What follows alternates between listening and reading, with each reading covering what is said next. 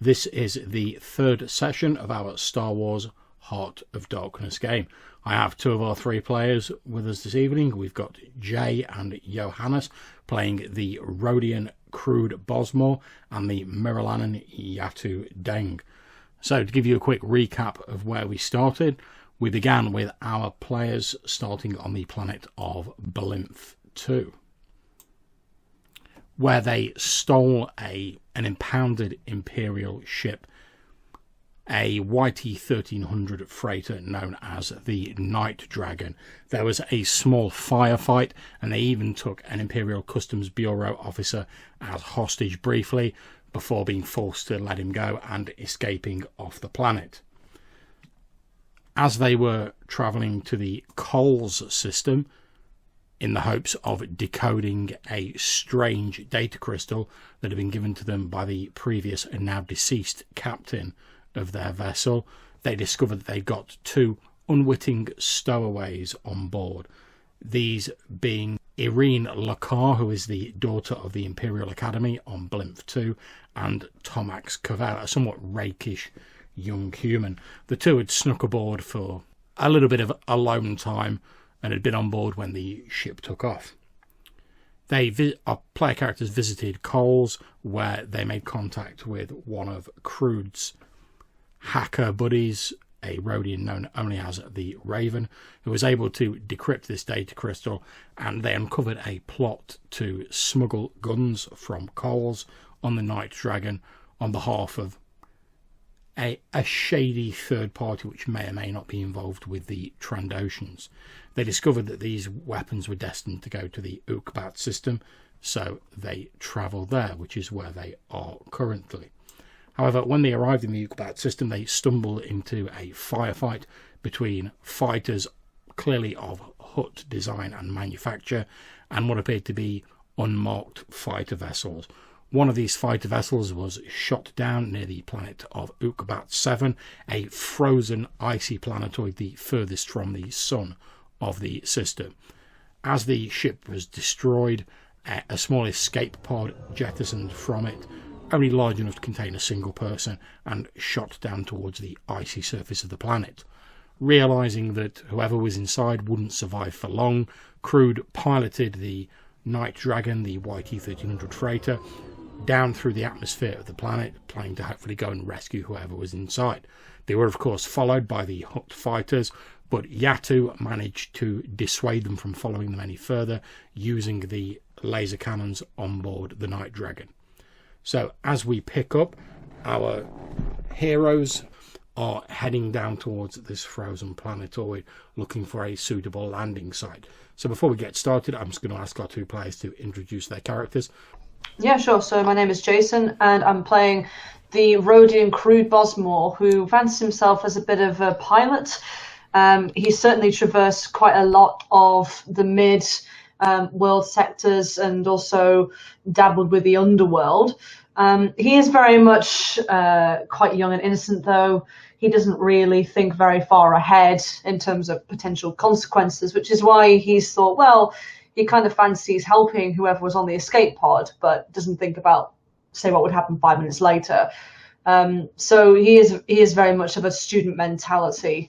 He's quite scatterbrained. He has a pet cat as well, and he loves his ship more than anything.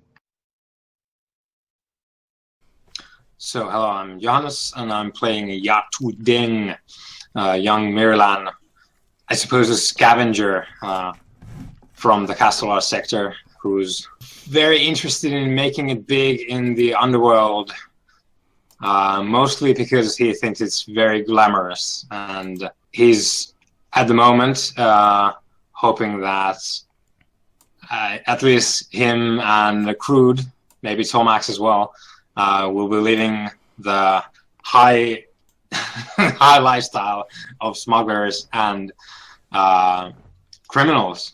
And well, he's a simple person at heart, really. He bit shallow. He really enjoys the perception, I guess, the appearance of wealth and power. But really, he is young man trying to find his way in a very hostile place in the galaxy, and we will see how that goes. As you guys are heading across the frozen landscape of OOKBAT VII, we have Crude sat behind the controls, the navigational controls of the Night Dragon, this YT-1300 freighter that you guys half-inched while you're on Blimp 2, and that has now become your ship. Although you've probably noticed, YAATU, that sort of Crude steadily getting almost more sort of like broody and possessive over the ship. Obviously, the Rhodian regards it as sort of like his ship now. The cockpit would definitely be full of his stuff by now, like little decorations. Like he would probably got something like a butt wobbling hula girl or something like that. He's like slapped stickers all over the cockpit area, obviously not on the buttons or anything, but you know, on bits that don't have anything. Nice. He also likes to put his feet up a lot when it's in hyperspace and actually just still sit in the chair rather than going to the main communal area. And also with Kyber, his Lothcat, he pretty much lets it go anywhere as long as it's not too important in terms of gear and equipment that's sitting around. Okay, that's absolutely grand. So, Crude, you're sat behind the controls. Obviously, you're using the scanners to scope out a place to land. YAATU, whilst this is going on and this frozen landscape is scrolling beneath your vessel rapidly, whereabouts in the ship would you be at this moment in time? YAATU would be looking for any sort of protective gear. Because I suppose our readings showed that OOKBAT VII is very cold and life cannot really thrive, at least we can't. So something to wear when we go and heroically rescue and subsequently get paid by this person who is in distress. Okay, so it doesn't appear you can make that roll. Surprise. Okay, so I'm going to say that as you've been rooting around in the back of the Night Dragon, YAATU, you have managed to find like some slightly more like insulated clothing, but it's not really anything in terms of like an environment suit. It's effectively just like extra padding. So whilst it will protect you against the worst excesses of the cold for a short while, it's not going to be good in terms of long-term survivability. So if you guys are just like running out of the ship, having a quick look around, then getting on board where it's nice and toasty, you'll be grand. However, if for any reason you're forced to spend like a long period of time out on the surface, you will potentially start taking strain damage from the cold. All right, so I imagine this being me just going through all the lockers and compartments that I guess are filled with the previous owners' personal stuff, and I'm just putting on each piece of clothing that I can find, and in the end I end up looking like a giant marshmallow man, and my my face is probably covered by, I think, like a welding mask and like several caps. As you're sort of searching through these lockers, and they're in a complete ramshackle of disarray, it's obvious that Captain Corvant, the previous captain of the Night Dragon, now deceased, he may have been a good smuggler, but he obviously wasn't one for really like filing or storing away his stuff neatly. And it looks as though like when he's finished work, he's just like jammed his stuff in the locker in any old haphazard fashion. But as you're searching through it, what appears to be a small foil sealed packet about the size of your forearm in a long rectangular shape drops out with a and lands on the floor. Did it sound like it broke when it dropped? No, in fact, it almost had a sort of wet sort of sound to it as it hit the floor. Okay. I'm wearing some very thick gloves right now, so I'm going to try and fumble to first pick it up and then to sort of shake it to figure out what's going on. Okay. As you shake it about, it sounds like there's something sort of like thick but slightly like wet, almost as though you'd like picked up a pack of like jelly and you were like shaking it about. There's like this slight sort of like slurping sound from inside, and as you turn it over, you can see on the front of it, on the foil is a very stylized looking letter D. I'm probably gonna head to the cockpit with my my prize in my gloved hand, and I'm going to turn up in the doorway and go, "Crew, take a look at this." Well, sorry, I can't hear you that well. The engines are kind of noisy. Yeah, I'm flipping open the welding mask that I have, and there's probably a scarf or two covering my face. And it's like, "Crude, do you think this is food?" And I hold it towards you. What is it? I sort of look at it, kind of slightly repulsed. I don't know. Okay, as you're looking at it, Crude, you can see what appears to be this sort of foil rectangular packet. As it's being waved around, there's a slight sort of slurping or swishing sound coming from inside it, and you can see as YAATU's waving it about that there's this stylized letter D on the front of it. Goldfish, maybe? I don't know. Why don't we cut it open and find out? By the way, I'm liking the look. You look a bit like a wampa. Although hopefully there's no wampas on this planet. I don't think there's anything on this planet. Well, you do remember that the only communication you received from the escape pod before it cut out was this long, warbling, drawn-out sort of roaring or growling sound. Really hope there's not a wampa. Okay, so I get out like a little penknife and slowly cut open a slit in the bag. Okay, as you slice it open and YAATU sort of gives the pack a gentle squeeze, well, this what appears to be this thick, dark green algae paste sort of like splurges out of it a little bit. Hey, not all over the cockpit. Do it somewhere else. I didn't want you to squeeze it out. Sorry. Yeah, you're finding it quite hard to grip or do fine manipulations in these many thick layers you're wearing, YAATU. Give it here. Okay. So I take my feet off the cockpit controls, and I sort of take this algae-ridden bag to the table, like the main table, and start getting out there. Yep, not a problem. As you take it over to a table, you slice it open, you can see that it appears to be a sort of ration pack of this algae paste. Okay, so it's food, I guess. It smells like that stuff back down on that planet. It's probably processed, though, if it's a ration. But you seemed worried by it. Like there was something nasty in there.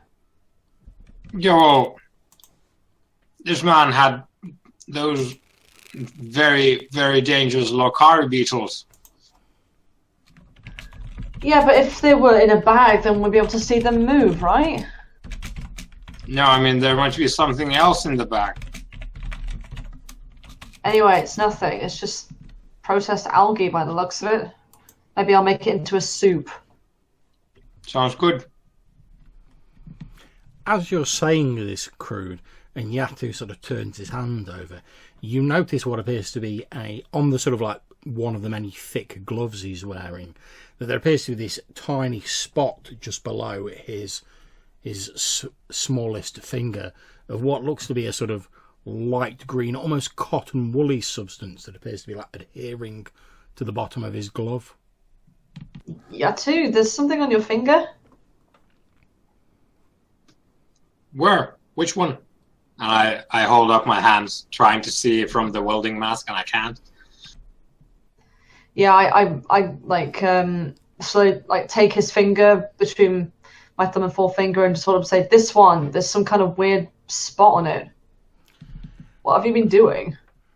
As Crude sort of turns your hand around and you peer closely, you can see that there's what appears to be almost like a tiny sort of mould spot, no bigger than a sort of a small penny coin on the underside of your glove. This man does not take care of his equipment at all. Right, okay. Maybe go and wash your hands. After we're done on this planet. Speaking of which, Are you still tracking the pod? You've pretty much isolated the location where it's landed, and in the distance you can see a small plume of smoke coming up from where you presume the escape pod has come down. You can see there's a small copse of what look almost like coniferous trees, several of which have been sort of like knocked over in the distance. Now, you know they can't be normal trees due to the temperature of this planet, but presumably they've adapted in some way to survive here. But you're pretty sure that the escape pod's ploughed into this copse of trees, and you can now see smoke coming up from where it's landed. The visibility appears fairly good. There's no sort of regular snowfall from the look of it. You expect that the planetoid's frozen temperature is simply due to its distance from the sun rather than any sort of established weather system like blizzards, etc. The weather looks clear and fine from all of your readings on your sensors. Thank you. Okay, in that case, I'll land as close as I can to where I can see the smoke and the copse of trees. Just not trying to bash any of them. Okay, that's absolutely fine. Make me a piloting space roll, difficulty 2. Okay. Okay, excellent. Yep, you pick out a spot a couple of clicks to the northeast of where the pods come down, since there's fairly sort of heavy tree cover there, and like you said, you don't want to mash your prized new vessel into it, so you sort of find a clearing just a little bit beyond this copse of trees to the northeast and set yourself down. There's a couple of sort of slightly nervy moments where the sort of thick ice and the frost beneath the ship creaks a little ominously as you deploy the landing legs of the Night Dragon, but after a couple of moments of you guys holding your breath, it settles down and the ship remains silent. You can't hear the sounds of any inclement weather outside. Everything appears to be calm, and in fact there's an almost eerie silence hanging over everything. It's kind of eerie. What? I said it's kind of eerie. Okay. That's the point. Are there any suits in here? You mean like enviro suits? Yeah. We don't know the oxygen mix. Oh. Is there oxygen outside? I have no idea. You check on these scanners, and there is an atmosphere, but it's very thin. As in, you'd be all right if you were just nipping outside for a little bit, but if you go through any major exertion or anything while you're outside, you might find yourself in trouble. We should get some kind of suit if there is one. There isn't, though. But I have some oxygen. I can make an improvised thing. But I don't think there's enough clothing for you to go out. Well, you nicked it all. What? You nicked it all. I did, but there's barely enough for me. Are you suggesting that you go out by yourself and I stay with the ship? Well, I don't want you to get frozen. That's very kind of you, but I don't want you getting frozen either. And the whole point is we rescue someone from being frozen. So what do you suggest? We could divide the clothes between us. 2 brains better than 1. Okay, well, okay, John, what's my estimate of this plan as far as, like, shielding ourselves from the cold if we divide everything I stole? It will cut down the amount of time you can spend out there. However, you guys, if you split it between you, you should be okay for, like, a few hours each. But as long as you're not sort of out there overnight or for, like, a really extended period of time, you should be okay. As long as you've got the oxygen and the padding, you'll be okay. But you'll probably want to stay fairly close to the ship in case, like, any of you start suffering from hypothermia. You can obviously hot-foot it back to the ship. Okay, so I think at this point there's probably a montage of us, like, swapping clothes back and forth, trying to see the best configuration. That's absolutely fine. We can have a clothes swapping montage. I have no problems with that. And I guess we're going to check if there's any, like, emergency, like, portable rebreathers or oxygen supplies on the ship? There don't appear to be any on the ship. Like I say, Captain Corvin seems to have been a sort of by the seats of his pants sort of captain who never really had any particular time for foresight or planning. Of course, if you just happen to have some like rebreathers or something on you, that would be a different matter, but there don't appear to be any as standard on the vessel. Yeah, I don't have that on me. I do have a comlink, though. Yeah. And I think the montage ends with YAATU pulling out 2 rebreathers with small oxygen tanks from his bag. That's absolutely fine. So if you want to spend one of the light side points to do that. Seems to be working. Okay, lovely. So we're up to 2 dark side points and 1 light side, but Crude. Okay, so Crude, which way are we going? Well, there was a trail of smoke near this copse of trees. I'm assuming that'll be the crash landing site. Okay, do you want to...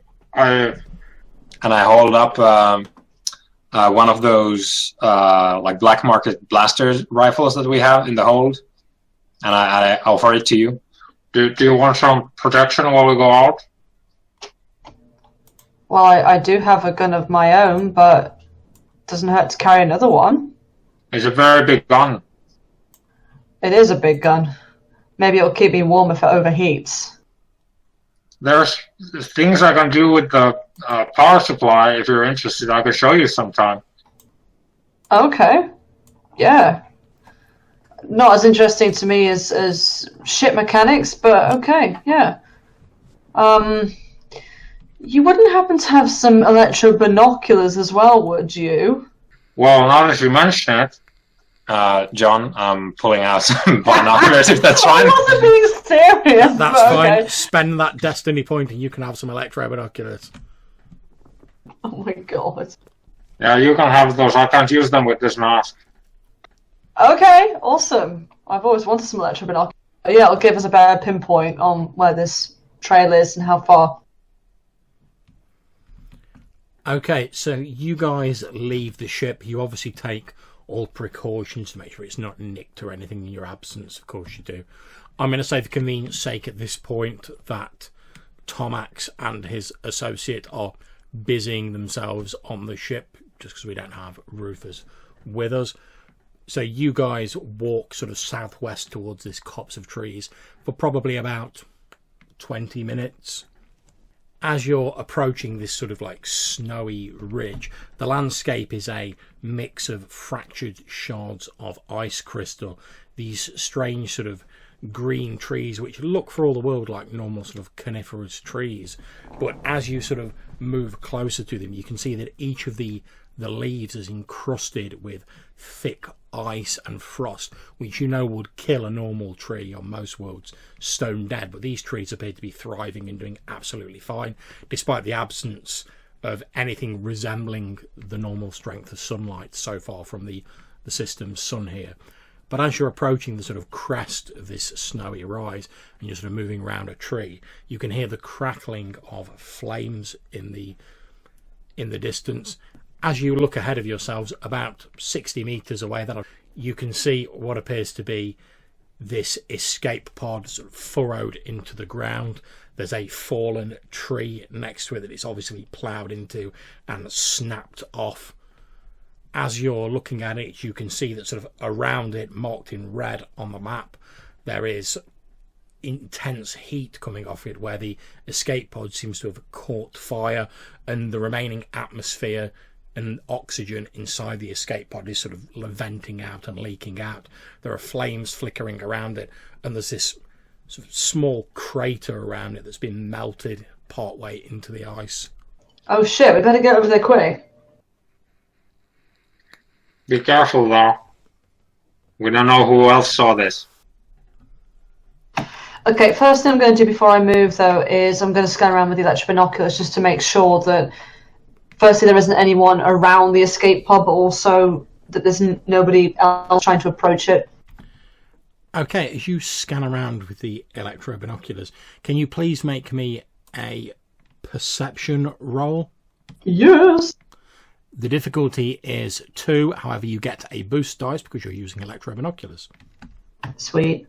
Okay, as you're looking into the sort of distance, you're scanning the area around the escape pod, you're having to... The atmosphere is quite clear here because, like I say, it's a very thin atmosphere, so there's little in the way of atmospheric interference to get in the way of what your electro binoculars are doing.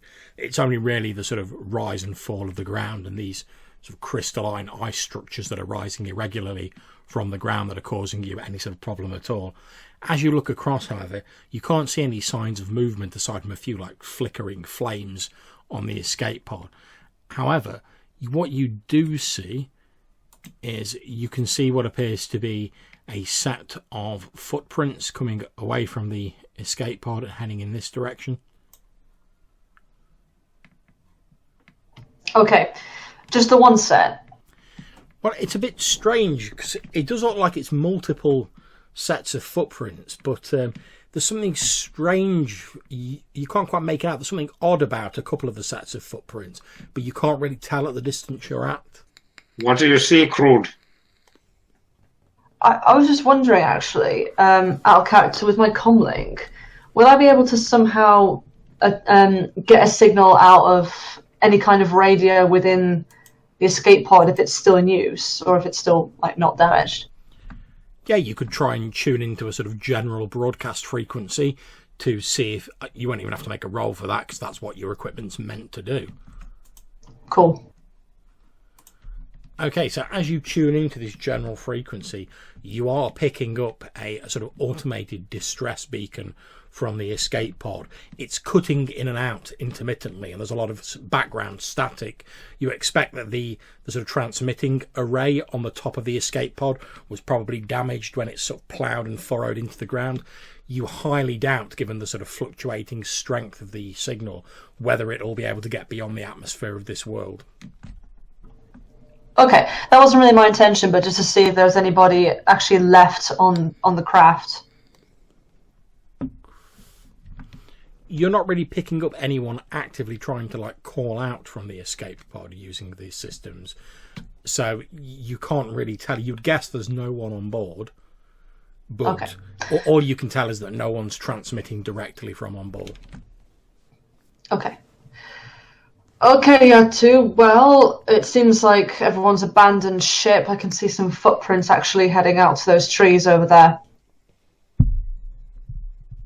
Okay. So I was suggesting that we head over to the trees where the footprints were. Okay, so I started waddling forward, grasping one of the Black Market rifles myself as well. Cool. Yeah, question, John. What's our wounds like at this point? Are they back to max? Yeah, you are fully healed because you had like at least a week in hyperspace when you could rest up and heal. So when you were effectively like, I just flip it onto autopilot and I'll get some shut-eye. So you're all on full wounds. Okay, so Crude, as you move ahead, YAATU's like hanging back a little bit in amongst one of these ice structures, sort of moving slowly around it. As you're getting nearer to the escape pod and these footprints, you start hearing what appear to be voices on the other side of this large fallen tree. You can't really see what's on the other side of it though, because like I say, this immense thick ice crusted foliage. But as you're getting a bit nearer, the voices slowly start to become a little clearer. YAATU, you can hear voices, but they just sound like muffled, sort of like to you. To you, however, Crude, as you get a bit closer, you hear this voice going, "Yeah, tell us how you found a planet, see?" I actually, in character, tried to resist, like, bursting out laughing at that voice. But I kind of try and look through the trees to see if I can see, like, a big mobster guy or something I'm assuming the voice belongs to. Make me a perception roll, difficulty 2. However, one of them is red. Oh. Okay, I'm assuming no boost. No. Okay. Okay, so 2 successes and 1 threat. That is absolutely fine. So, as you're sort of peering through the trees, you're obviously trying not to give away your position. As you peer through to the other side, you can see that what appears to be a young, it looks to be human female with about shoulder length brown hair. She's wearing a bright orange pilot's jumpsuit, and she appears to have effectively been tied with chains to like a sort of fallen section of this tree in quite a sort of ungainly manner. Standing a short distance away from her is a small rectangular G2 repair droid, and sort of hulking behind it are two large dark coloured Imperial security droids. Okay, so the people who are holding her are all droids. There's no other organics or anything. Not as far as you can see. Okay, in that case, I start crouching down and I gesture to YAATU that there are these three droids and one lady, and I kind of make this sort of hair gesture that probably looks really stupid and comical. Ah, yes, the Rhodian hair gesture. Although I'm kind of doing like almost like combing straight hair, like long straight hair, or like put my hands on my chest, like kind of cupping my hands to make it like it's a woman. What is it? I sort of tell him visually to be quiet, and then just sort of slowly come towards me. I do so. Okay, can you please make me a stealth roll, difficulty 2, YAATU. However, you have one setback dice since you've just shouted loudly. Thanks. Difficulty 2, you said? That's correct. Okay, so you pause for a few moments, Crude. You're a little bit worried about whether these droids will have heard YAATU shouting, but after a while they carry on talking. They seem to be trying to interrogate this sort of, now you can see a bit clearly, this slightly injured pilot. You would expect perhaps the pilots from the escape pod. They don't appear to have heard YAATU.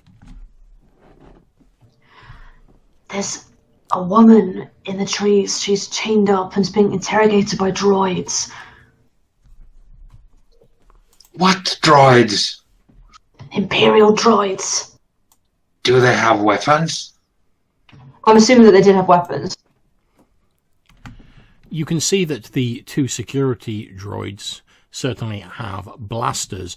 The G2 repair droid doesn't appear to have any obvious weapons, though.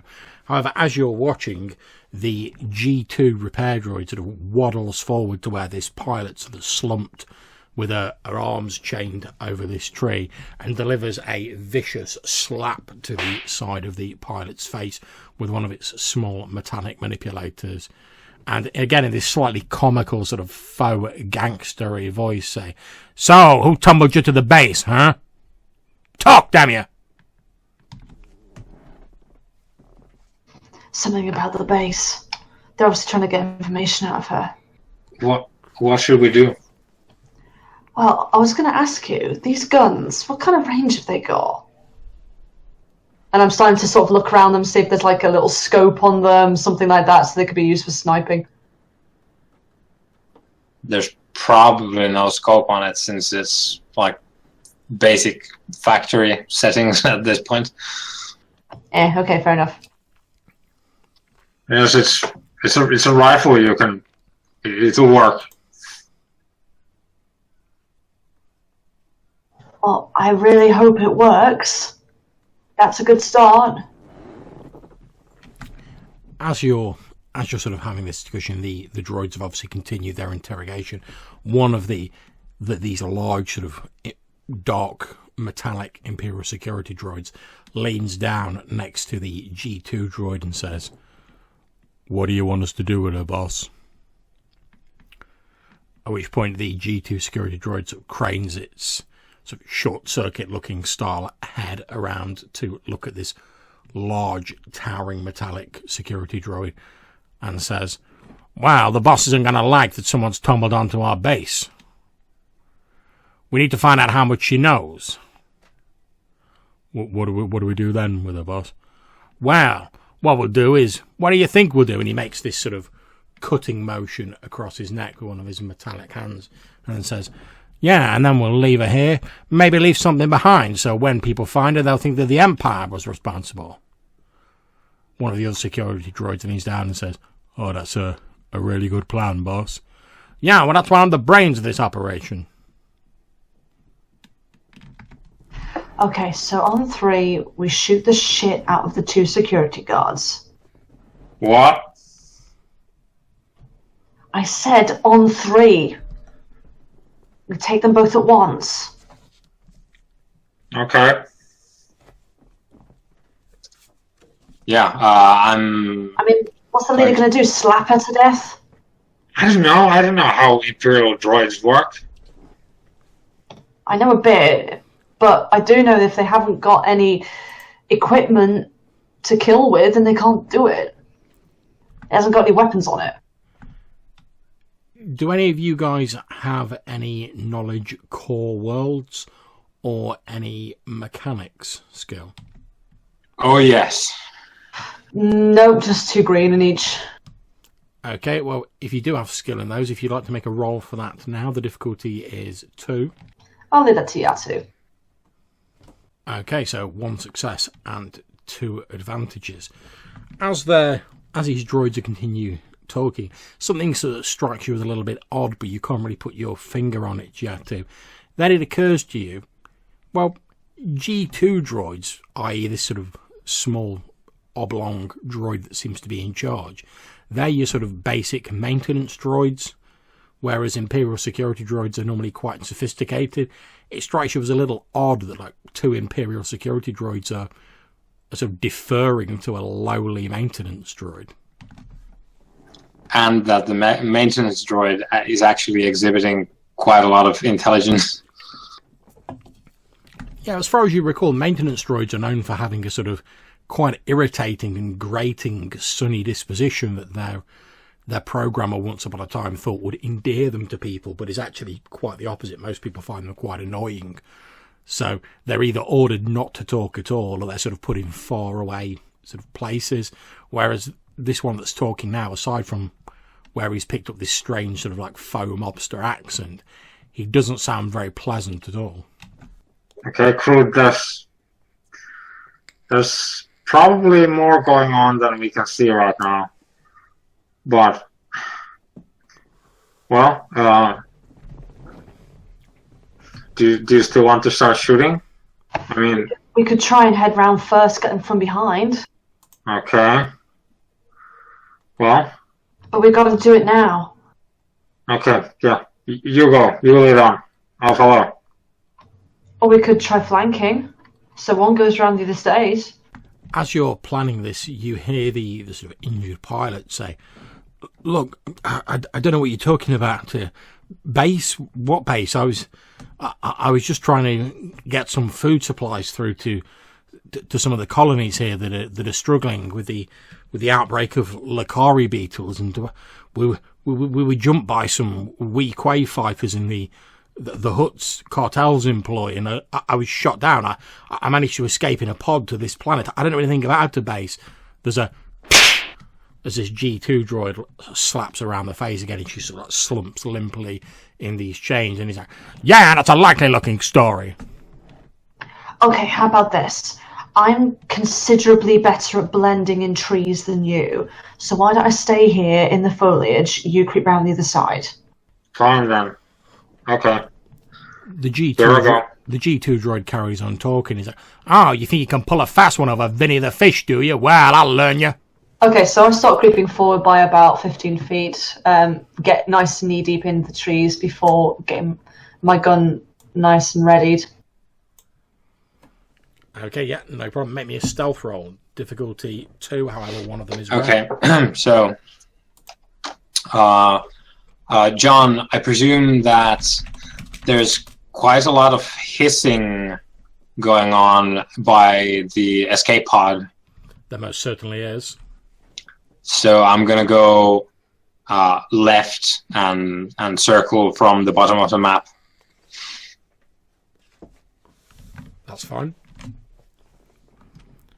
Okay, do you want to make me your stealth roll, Jane? Yes. Like I say, it's difficulty 2, but one of them is red. Okay, so 2 successes and 2 threats. You creep forward. You've pretty much got your sort of gun like leant against the fallen trunk of this tree to steady it. You've lined up. You can line up your shot. Which of the droids are you aiming for, Crude? I'll aim for the one on my right. Okay, that's absolutely fine. You've got your shot all lined up. You're just getting ready to squeeze the trigger as you sort of lean forward a little bit, and you estimate it's about 13, 15 meters to your target. You're just leaning forward, sort of gently squeezing the trigger when there's as a frozen twig snaps under your foot. You see the two security droids immediately like and pivot their heads to face in your direction.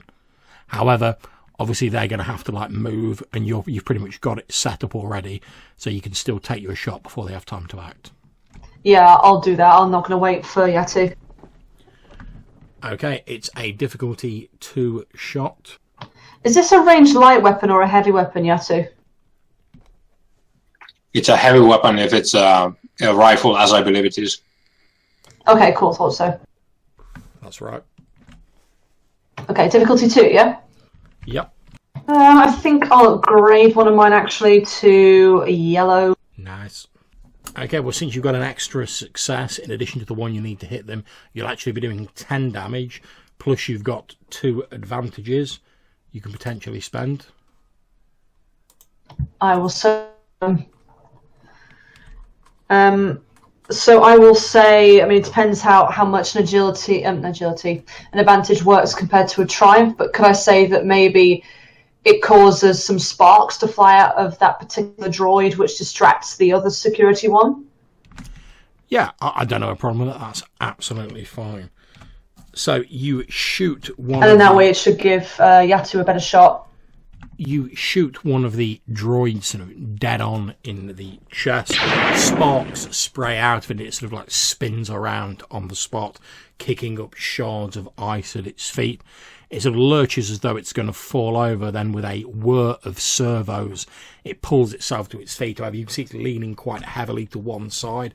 One of its arms is hanging down uselessly, and there's like sparks spraying out of its left-hand side. So you know that it's still ticking, but only just. Okay, YAATU, what are you doing? Okay, so only Crude is firing at this point. That's correct. Crude's taken his shot. Well, yeah, I didn't want to wait for you because I thought that they were going to see me. Yeah. Yeah, Crude's taken his shot. They've obviously seen where Crude is. They've started to react, but before they've had a chance to move, the shots rang out. One of the security droids, the one at the top on the map, has been hit. It's spun round, spraying sparks, and it's trying to right itself. Its self-repair mechanism sort of working overtime, but the smoke pouring out of its sparks, spraying out, sort of melting and fizzling on the snow. It's obviously just about clinging on, but it's not got much more left in it. It appears we have a destiny point to use. Hit. So, I drop down my blaster hanging from, like, the, whatever you call it, the belt from my shoulder. I dig into my trusty bag of knickknacks with my massive gloved hands, and I pull out a what's called, let me see, Lightning 22 ion grenade. Splendid. Spend that destiny point then. So you pull out this ion grenade from your pouch and fumbling it slightly in your very thick gloved hands. Obviously you're trying to be quite careful because it's a delicate and temperamental piece of equipment, and handling it with like massive thick layers of gloves isn't generally recommended, but it's not like you can just take the gloves off. Your hands will freeze within like a couple of minutes. But you've got this ion grenade out of your pouch. It's in your hand. Yeah, and I'm just going, shit, fuck, shit, as I'm sort of like bouncing it around in my hands, trying to get to like the trigger mechanism, the pin, so to speak. It's one of my homemade stuff again, so it's not very graceful necessarily, but I think by the end I step on like an ignition tape with my foot, and I yank the grenade up and trigger it and throw it at the droids. Okay, at this point we sort of pause the action momentarily. Now, do any of you have underworld knowledge? Yes. Duh. If you would like to make me an underworld roll, difficulty 3 or purple. Wow, YAATU. Such gangster.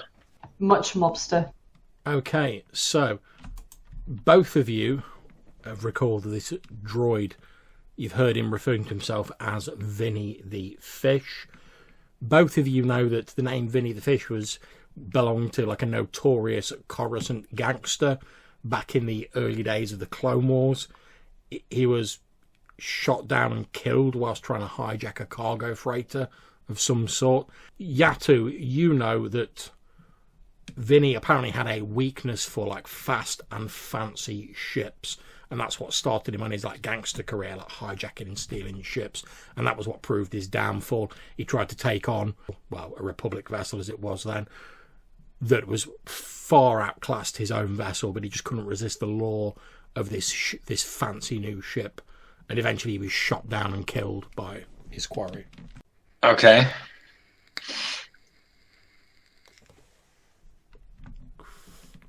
Okay, so that's what you guys know. Obviously, you can still feel free to hurl your grenade. It's an athletics roll. Yeah, I think I realized this by the time I've stepped on the ignition tape and pulled it, and I'm about to chuck it, and then I'm like, why is that voice so familiar? And then, oh! And then, shit! And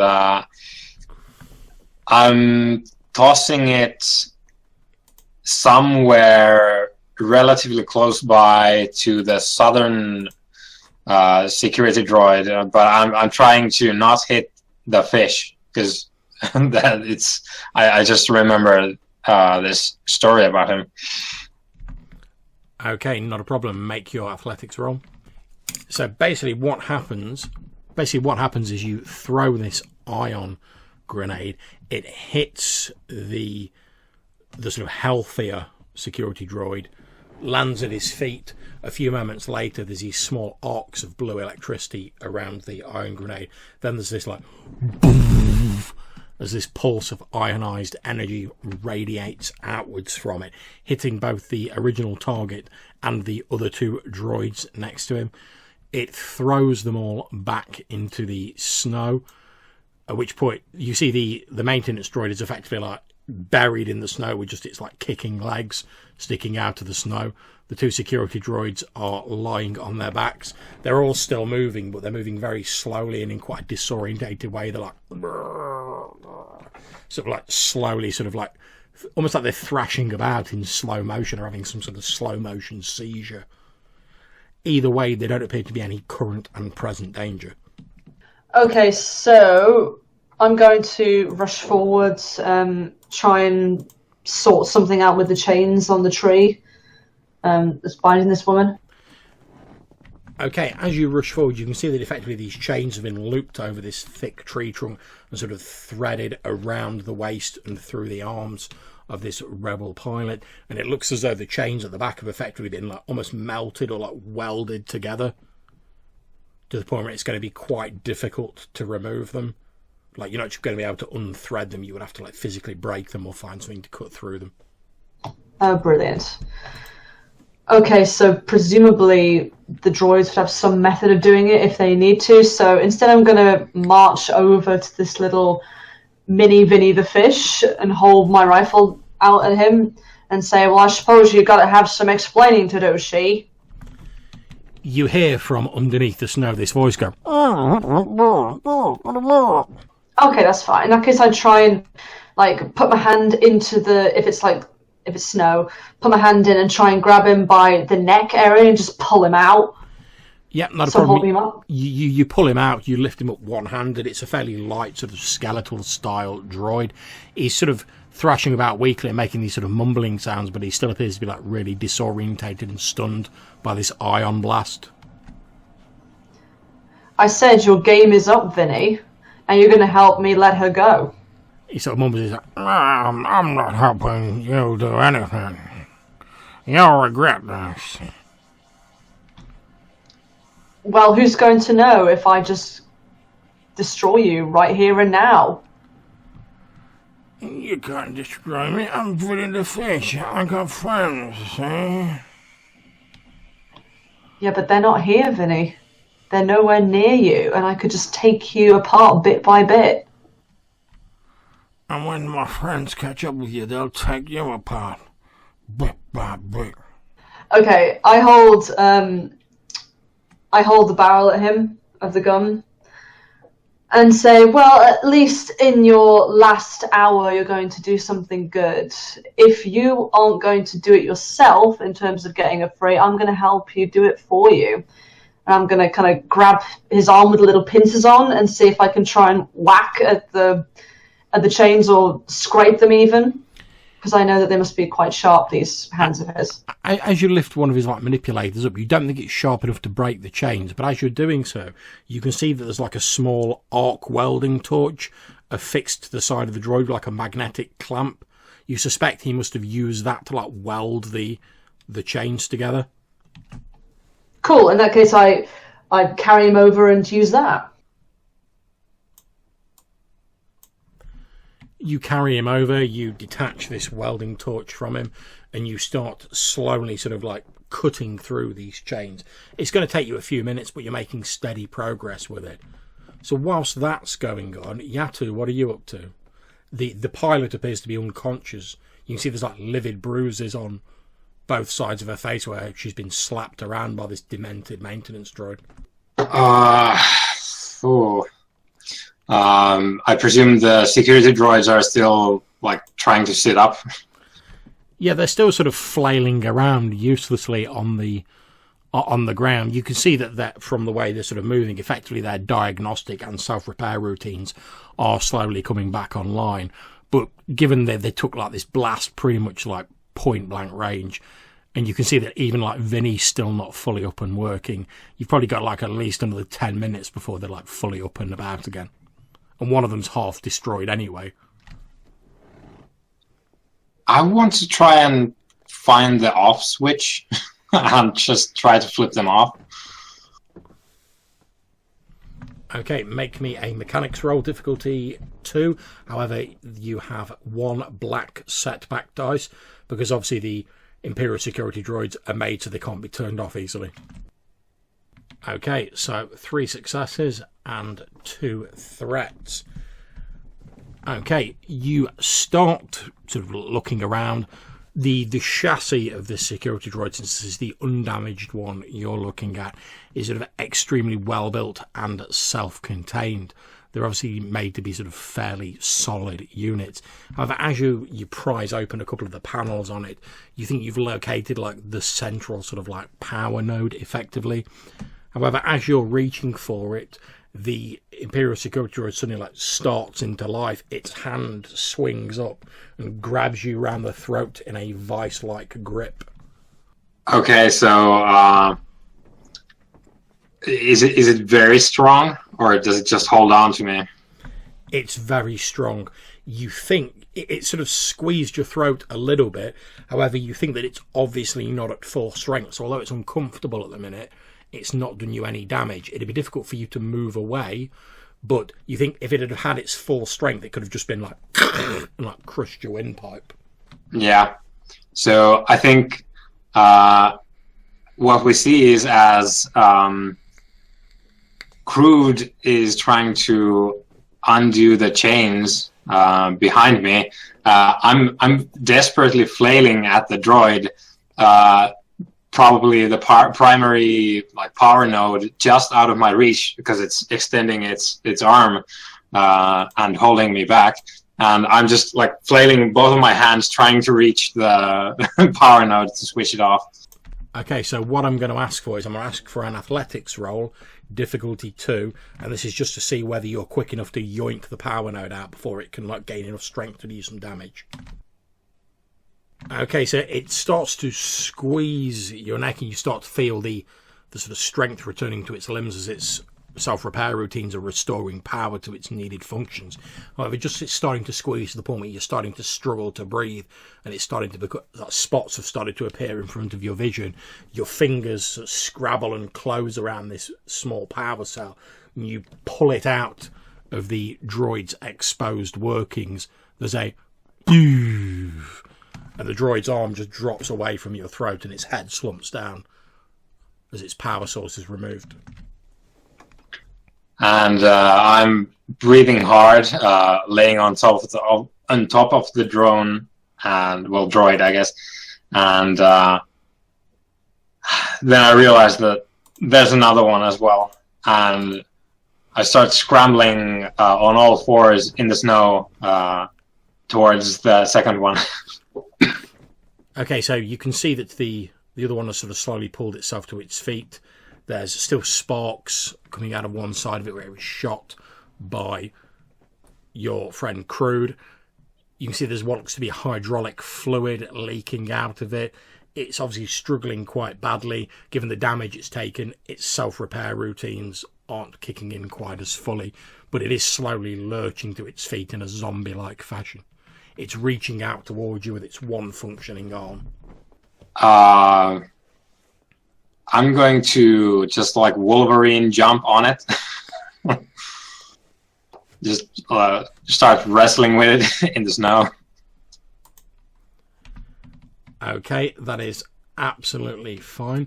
So what I'm going to ask you for here is I'm going to ask you for a brawl roll, and the difficulty is going to be based on his brawl statistics effectively. So it's going to be difficulty 3. One of those is red. Oh shit! Okay, so you leap onto this droid. However, as you leap towards it, it swings its one good arm towards you, sort of smacking you around the side of your head. You hear a ringing sound in your ears as you're thrown to one side and land in the snow. I took 1 damage from that. Okay, so it's little more than a glancing blow that causes your ears to ring a little bit. However, it does throw you into the snow, and the security droid sort of lurched to its feet, and it's now looming over you. Okay, so yeah. Crude, where you are, you're sort of Yes. on the other side of the tree, cutting through these chains. You hear this as this security droid backhands your companion YAATU. You see him sail through the air in glorious slow motion, landing on his side in the ice and snow. Then this still sparking and like half malfunctioning security droid looms over him like some sort of Frankenstein's monster emerging from the Arctic snow. You can see it sort of like looming over him. There's like sparks falling from it onto his clothing, a couple of like wisps of smoke where the sparks have landed on his clothing. You can hear this like as the mechanics inside it are struggling to keep it going. Okay. Keeping hold of little fishy, because I don't want him to start like cutting me in the legs and whatever. I'm just taking a fish for my DL-18 blaster rifle and just try and get a few blasts on this security droid in the head. So if you were to take a shot at this security droid, make a Yes. difficulty 2 roll. There's no bonuses or penalties because it stood there, and effectively YAATU is lying on the floor, so you can easily shoot over him.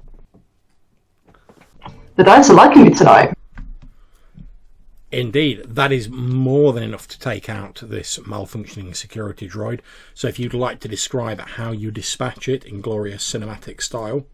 Yep, so like I said, keeping hold of the little maintenance droid is probably like filling its legs a bit, but instead I just get out my blaster rifle out of its holster and sort of twist round my torso and just go and just get it in the head, and it kind of just falls straight back into the snow, almost like you're making a snow angel or something like that.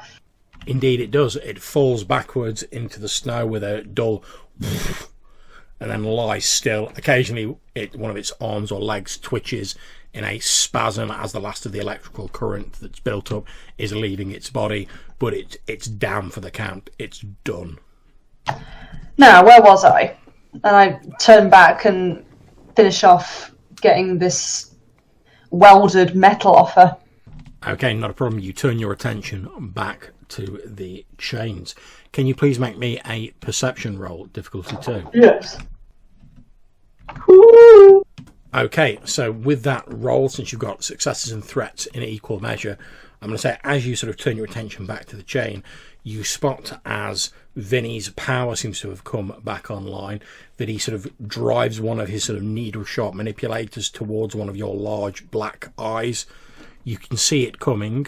You could sort of like release him, in which case he wouldn't be able to get to your eye, but you'd have let him go. Or you could hold on to him, but you would take some damage. Oh, okay. I'm probably going to let him go since I still have my handful, the other handful with the blaster pistol. So I'll probably let him go and just try and maybe shoot off that little cutter thing he has, or to some degree, or kick him. Yeah, no, that's absolutely fine. As you sort of let him go and his manipulator sort of clasps at empty air as he falls backwards and rolls a short distance away from you in the snow, you've still got hold of like the welder that stays in your hand as he sort of tumbles off into the snow. Oh, cool. And starts trying to pull himself out of the snow. You can see he's obviously still not working fully due to the ion grenade, but like most of his power is now back online. You can see he's like he's quite small, so he's like up to his waist in the snow again, just like his little sort of eye stalks sticking above it, and he starts to pull himself up out of the snow. Okay, so in return, I'm going to use my blaster pistol again and try and shoot at his eyes, because he tried taking out mine. Okay, difficulty 2 roll. Okay.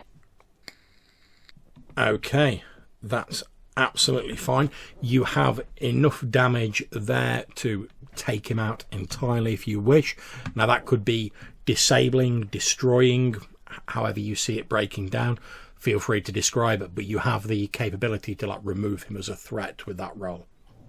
Yeah, definitely. So I'd probably just completely disable his circuitry, like his main circuitry, by doing that, but I'd shoot a laser in both its eyes. And it sort of topples over, very undignified. It starts like wisp of smoke coming out, just like the one out of my own gun, and I say, "Still the backstabber that you are, she." Nice. Okay, the 3 droids are now lying disabled in the snow. One of the Imperial Maintenance Droids is whole and in good repair, but it's missing its power cell. One of them is entirely destroyed. Vinny, the Maintenance Droid, has pretty much been taken out. Did you want to destroy him entirely, Crude, or...? No. As long as he's definitely out for the count and he's not going to be getting up without some serious repairing, I'm fine to leave him like that. Okay, so I'm going to say you've hit his power cell and effectively disabled him. So you've got 1 completely destroyed droid and 2 that are without power cells, effectively. Yeah.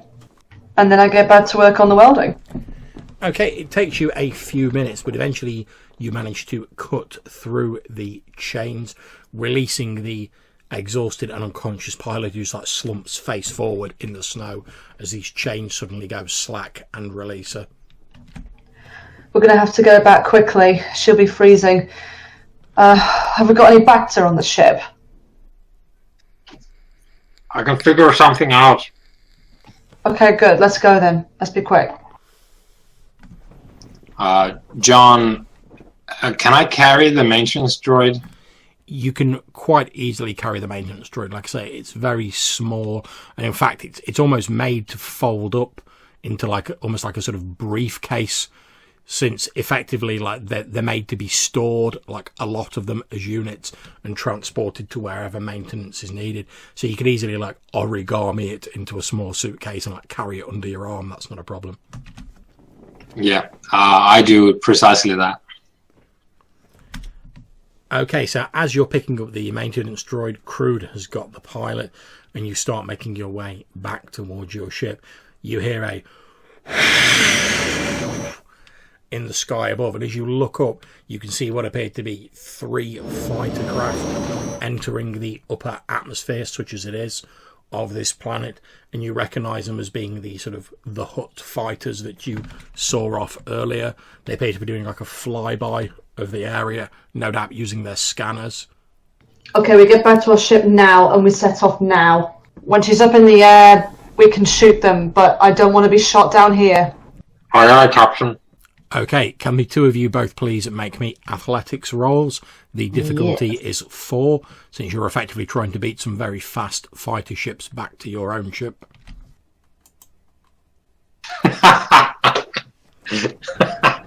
Okay, so as you guys hot-foot it back to your ship, you can see that these 3 fighter craft are effectively sort of like circling around in the air directly above where your ship is. I don't even like stop to look at them. I just sprint as much as my little Rhodian legs will carry me. Crude. And I start like falling behind because I realize that they're just looking at us running. Indeed. Are you guys just like running straight to your ship despite these 3 fighters hovering around? How are you approaching the vessel? I'm not approaching the vessel anymore. When I realize that they're actually just looking at us on their screens, I'm gonna stop. Yeah, YAATU, you're like, there is no way they have not picked us up on their sensors. I mean, we're running away from like a burning escape pod. There's been like blaster fire in the area. There's like devastation all around. There's no way they've not picked you up. Yeah, I'm basically standing in the snow, holding both of my hands up, one of which is holding the maintenance droid folded up, and the other is holding a blaster rifle. Yeah, Crude's, it's not like he's not paying attention to this, but he is so determined to get back onto his own ship, just for the comfort, if anything. So he's going to just keep on sprinting. Okay, as you're running back towards the ship, Crude and YAATU, you're sort of hanging back going, oh, hold on a second, they've blatantly spotted us. As you're running towards the ship, Crude, there is a salvo of laser fire chews up the ground about 3 meters in front of you from one of the fighters. Ice and snow plume up into the air as these lasers sort of melt the snow, sending steam and shards of ice up into the air around you. It scatters down on you in this cold rain. I look back to YAATU and I just shout to him, "What are you doing? They're going to kill us out here or in there!" Yeah, I'm picturing this in a way that Crude is going to disappear in this like cloud of ice shards and steam. Is that correct? That's pretty much it. Okay. Yeah, at first I'm gonna just throw myself on the ground, thinking that they're just going to open fire. And when I come up and Crude is nowhere to be seen, I'm going to... I must admit, your sort of heart seems to skip a beat in your chest for a few moments, YAATU, as you sort of hear this laser fire and then you just can't see Crude for a second. You're like, have they just like blasted him into oblivion? Yeah, and I stop for just a half second and then reflexively grab my blaster rifle and stand up and just slowly start walking towards our ship and thus those fighters. And I'm gonna take a couple of warning shots, so to speak, at the fighters. And I guess there's a close-up of my face, and I'm just going as I'm firing at these fighters with my puny little rifle. Indeed. So, Crude, as you're sort of engulfed in this cloud of steam and ice shards, sort of like peering through it, sort of wiping the frost from your face, you see YAATU walking forward. Then almost in like one of those sort of slow motion moments, as like you get engulfed in this cloud of steam and ice, you see him like, no, firing a couple of shots at these fighters, which does very little to them, to be honest, since it's like personal weaponry he's using. Yeah, so obviously I'm concerned for him, but now the cloud of steam and smoke is erupting, I'm going to use that to get to the ship as quick as I can under cover. Okay, make me a stealth roll. It's difficulty 3, however you do have a 1 blue boost dice because you're using the steam as cover.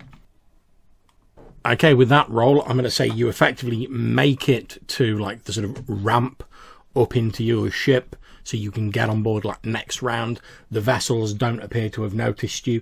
You think perhaps with your knowledge of ships that ironically the steam and the shards of ice that they caused may have disrupted their sensors momentarily. It won't be long before they get like a bead on you again though. Okay, so again, quick thinking, probably the best thing, depending on how the ship is positioned, would be for me to get into one of the turrets and try and shoot these things, because as soon as we get up in the air, they're going to know.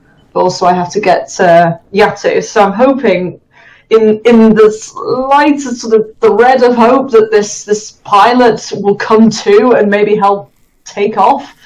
But in the meantime, I'm going to go to one of the guns and start shooting the shit out of him. Okay, not a problem. It's going to take you a little while to get into the turret, but you start getting in there, getting everything ready to go. As that's going on, obviously, YAATU, you're unaware that Crude is still alive and has made it on board the ship due to him sort of stealthing his way on. Your shots don't appear to have really done much to these fighters. For one, they're too high up, and you know yourself that fighters are made to take far greater damage than your weapon can deal out. However, there is a sudden sort of burst of loud static and feedback from one of the fighters, and what appears to be an electronically magnified sort of megaphone voice from the lead fighter says, "Surrender the spy. There is no need for you to die here today." And I guess sort of futilely scream up at them, just, "Fuck you! You killed my friend!" And I'm going to pull my blaster pistol as well, and I'm going to dual wield, just like I'm firing wildly at them. Yeah, that's fine. You fire wildly. Meanwhile, back on the ship, Crude is just sort of scrambling into the turret and you're getting it up and working. The pilot's still unconscious, unfortunately. You start realizing, it's just sort of bringing the instrumentation online, that all 3 of the fighters have locked their weapons onto your ship. Outside YAATU, you hear again this magnified voice saying, "We have a weapons lock on your vessel. If you do not comply, we will destroy it and we will leave you here to freeze. Turn over the spy to us. You do not need to die here today." "I can't fucking fly! You killed my friend who's a pilot!" So, sorry, just to clarify, can I hear this as well on like a communication in the ship? You can hear this because this is effectively just being broadcast on like a PA system from the fighter, so you can hear this. Okay. It suddenly occurs to you as you're listening in, Crew, that it seems like YAATU thinks you've been killed. Yeah. Okay. Okay. Surrender the spy now. I will not give you any more warning. If you do not comply within 10 standard seconds, we will destroy your vessel.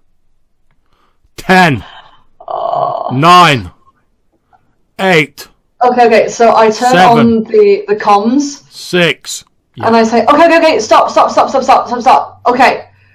All right. We'll hand her over, but you've got to come down and get her. We're not falling for any of your tricks. Leave the spy on the ice field outside. Leave this planet in your ship, and then we will collect them. This is none of your concern. This is the best offer you are going to get. I give you an extra 10 seconds to think it over. But if you try any funny business, we will destroy your vessel. I kind of like close my eyes and like squint, like in the anime sort of like, oh, what are my friends doing in this situation? Because I have no fucking idea. I was surrounded by 3 ships. As you're thinking this, you hear a sort of from the pilot who's like slumped next to your seat. She appears to slowly be sort of stirring into something vaguely resembling consciousness. Oh, thank the force or whatever the fuck is out there. Listen, honey, can you help me fly this, or do something?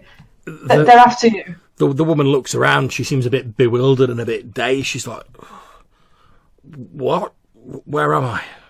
What happened?" You're on my ship. You're interrogated, but there are Hutties out there. They've got weapon locks on my ship. They want you to be handed over back to them. She appears to sort of snap out of it a little as you mention these Hutties fighters, and then she says, "Oh, it'll be those damn wee quay again. Oh, they're the ones who shot me down."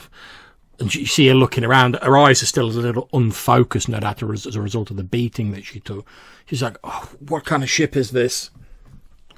YT 1300. Look, I've got a plan if you're willing to comply. Now that you're awake. Yes, I'll help all I can, but I think one of my legs is broken.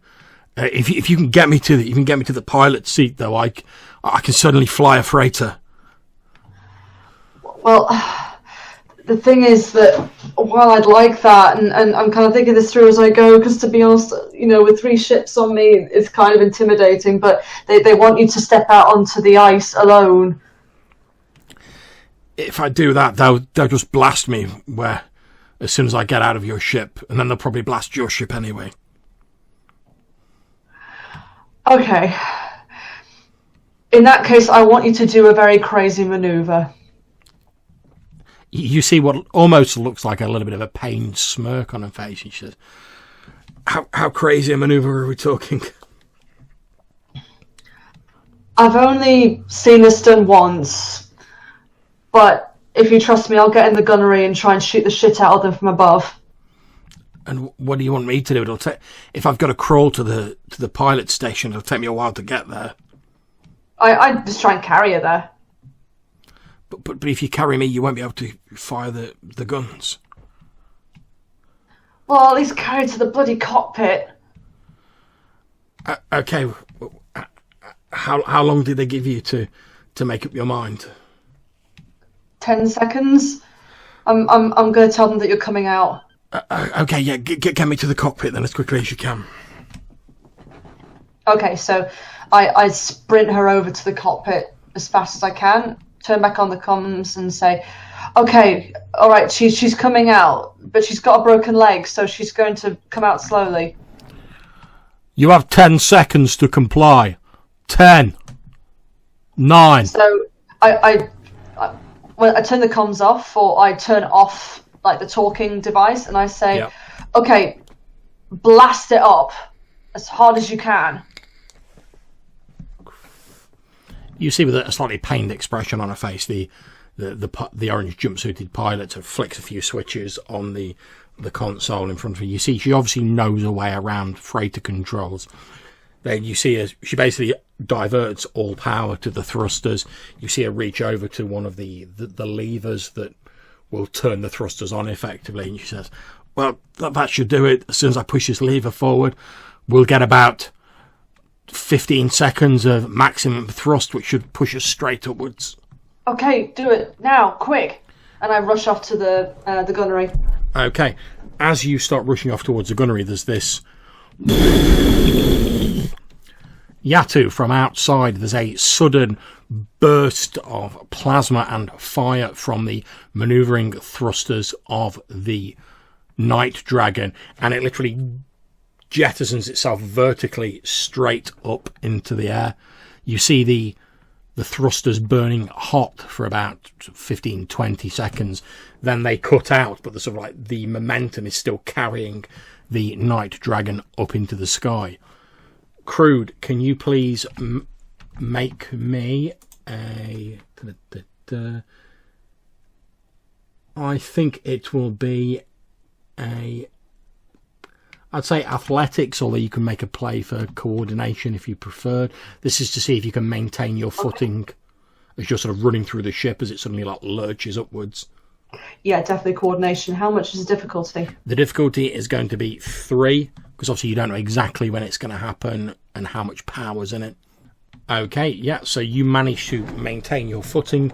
You skid a little bit, but you slide round the corner into the turret. As you do, you can see on your instrumentation that the weapons are starting to charge up on the 3 fighters. As you sort of reach the controls and start bringing them online, I'm just going to cut across briefly to YAATU, who is outside in the snow seeing this going on. You can see that the Night Dragon is now sort of like 50 meters above where the fighters are, but they've sort of angled themselves upwards, and you can hear the sound of their weapons coming on. What are you doing, YAATU? I think I'm... I slowly stop shooting, and the weapons in my hands just sort of limply hang by my sides, because I don't understand what's going on. I don't know why the Night Dragon suddenly jumped up. And I guess I'm going for cover. Like, if there's a nice bank of snow somewhere, I'm just going to dive right in. Yeah, there's certainly a number of these like crystalline ice structures around that you can like hide behind. That's not a problem. Yeah, I'm going to go there and I just watch, because I don't understand. Okay, that's absolutely fine. So, Crude, can you please make me a gunnery roll, difficulty 2, to fire your turrets? Okay, so describe how you cinematically destroy one of the fighters. Okay, so as the ship is really like making ground, I intend to go above the ships and then shoot from the top. So essentially, it's going to be sort of weaker on the disc or the cockpit areas where they are. So I'm going to then direct my what do you even call it, like my joystick onto the nearest one, just go and blow it up from above. Nice. And that's what happens. YAATU, as you're sort of like looking up from behind cover, you see one of these fighter craft, these Z95 headhunters, explode in a plume of flame and ionized plasma. There is a brief and quite odd feeling in this cold weather and this frozen planetoid gust of warm air that emanates from this explosion. The other 2 fighters, however, open up on the Night Dragon. So I'm going to make rolls for them now. So after I've made the shot, I'm just going to shout as well to the pilot, "Now get us into those trees!" Oh. Yeah. Or maybe we're not going to get that far. Okay, the Night Dragon has taken 9 points of hull damage. One of the shots from the second fighter just sort of like grazes the surface of your vessel. The other one impacts heavily with the port side of the vessel. You feel a jolt as the sort of shockwave runs through the Night Dragon Crude. There's a few tense moments of creaking and groaning from the hull. I shout again if she hasn't like changed the trajectory and say, "Go into the trees, go!" The comlink comes on and you hear the pilot's voice, still slightly sort of hazy, say, "Yeah, I'm heading towards the trees. That boost of power took a lot out of us, but I'll get there as quickly as I can." And you feel the vessel begin to wheel around. Okay, let's hope they follow us in. Okay, YAATU, from where you're watching, you see the Night Dragon with sort of like flames licking out from the port side where it's been hit, sort of dips downwards low to the ground. You can see whoever's piloting it appears to be like holding the port side sort of low to the ground, actually like scraping it in the very surface of the snow to like put the flames out. And then with its port side sort of almost touching the ground, it begins to sort of zigzag towards this thick outcropping of trees, with these 2 fighters wheeling round and heading off in pursuit. Okay, so one of the fighters got hit and blew up. Was it completely vaporized, or is there debris on the ground? It wasn't entirely vaporized. There is effectively like a small debris field underneath where it was flying. Now there's bits of twisted metal, some bits of like sort of upholstery and stuff like that are on fire in the snow, slowly going out due to the cold. If you move a little nearer, you can see what looks to be like a burnt and charred corpse with a vaguely reptilian cast lying face down in the snow, although it's pretty much blistered and burnt beyond all recognition. Is there anything on the body that isn't burnt up entirely? Like anything I could just steal off of it? That's still vaguely usable. You can see there appears to be a personal comlink that appears to still be sort of semi-functional. It appears to have about sort of a credit stick with about 10 credits. Those things are pretty much indestructible, so that's still functional. There's what looks to be a data pad, but it's sort of partially melted and burnt. You might be able to recover something from it, but you need a lot of time to do that. Yeah, probably going to grab the comlink and the datapad. Into the bag they go. Yeah, that's absolutely fine. And if I had destiny points, I would be trying to scavenge some shipboard weaponry from here, but... Well, I'll tell you what, make me a streetwise roll in a sort of scrounging capability.